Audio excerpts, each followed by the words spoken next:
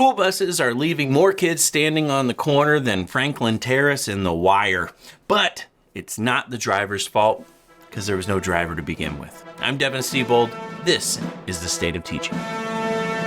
In 2010, there were 250,000 school bus drivers. Today, there are 157,000, which means we're losing an average of 6.6 thousand school bus drivers every year. We are going through school bus drivers like an Enron exec using the paper shredder. A 2022 survey found that 95% of school districts responded that they were dealing with a school bus driver shortage. The other 5% couldn't respond because their bus never arrived to get them to work. The reason is simple. Pay for bus drivers has remained stagnant, with most drivers working for an average of $16 an hour and having to work split shifts early in the morning, late into the evening. School bus drivers have an average wage below the poverty line that is double that of other public sector workers. I bet the kids don't even tip. Unreal. Meanwhile, instances of violence in school buses have increased. In a national survey, 68% of school bus drivers said misbehavior was commonplace on their routes.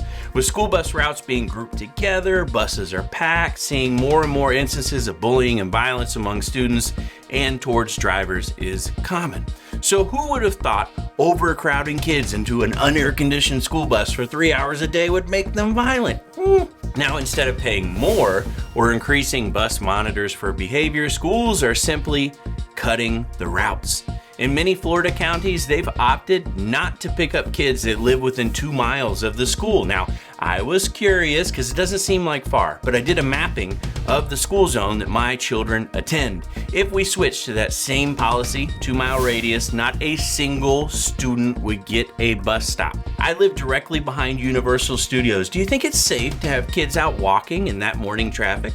Plus, it's 100% humidity in Florida when the school starts. Buses protect from the weather. School districts enacting these rules should have their board members walk 2 miles outside in August carrying a backpack with the books they banned in them and let me know how it goes. It's not just near me either. Around the country, there is a growing population density and heavy traffic at the same time that we're leaving many kids forced to walk in dangerous conditions, and the pedestrian deaths are increasing.